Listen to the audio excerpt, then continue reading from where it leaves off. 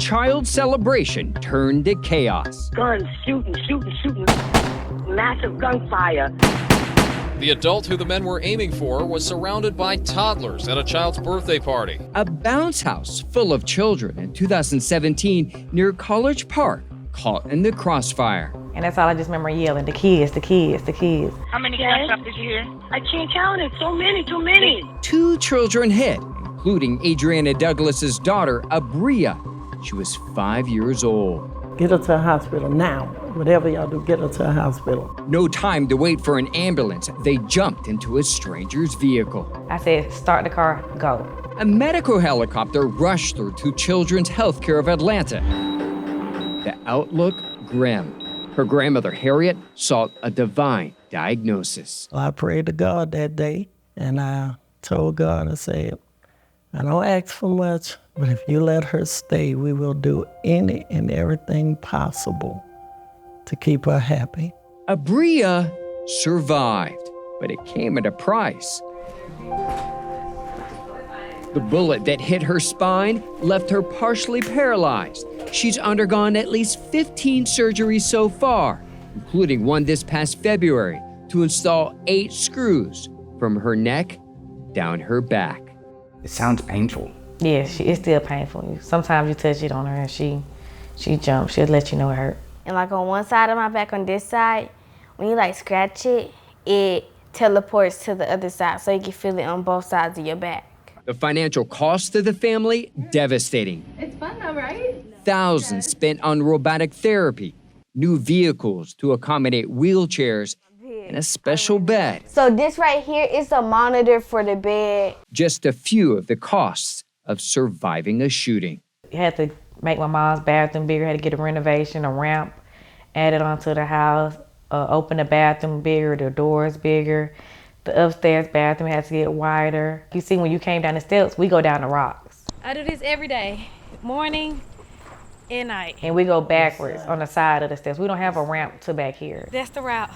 Friends set up GoFundMe pages, but it's far from enough. It was many a days I would like trying to put a little bit together just to get one meal. So we learned how to make do with what we have and get by. The estimated cost of shooting Abria so far, $500,000. Much of it paid by taxpayers through Medicaid, a price tag increasing for all of us as gun violence soars across Georgia. A gunman with a 9mm shot 4 people dead. Atlanta police responding to another deadly shooting. After a triple shooting leads to the death of a 6-month-old baby. Where a 13-year-old died as he picked up DoorDash delivery outside of his apartment building. It's only a matter of time that this kind of tragedy comes knocking on your door. According to the Georgia Department of Health, at least 22,000 people were rushed to emergency rooms for firearm injuries since 2020, a 17% increase over the past 3 years. Estimated economic cost to gun violence to Georgia taxpayers, $597 million each year. Why are we not talking more about this? Sarah Burb Sharps is the Senior Director of Research at Everytown for Gun Safety. She leads a team researching the financial toll of gun violence, testifying before Congress last year. We place ourselves at a severe economic disadvantage in the global economy with these enormous outlays. Whether or not we own a gun or whether or not we are impacted by gun violence, we're all paying the cost. $34 million every day in the United States of taxpayer dollars. The organization's cost estimate, conservative, because the total number of gun injuries is unknown. Even Georgia's Department of Health's website that tracks firearm ER visits notes it does not obtain data from all facilities where a patient may seek care, thus underestimating the occurrence of firearm-related injuries. Why don't we know how many people are getting injured by gun violence? One of the biggest reasons is because there's been a lot of attempts over the years to stop funding for gun violence research, to not collect this data for political reasons. The political will has not been there to keep track of it. Come on, Bria. All right.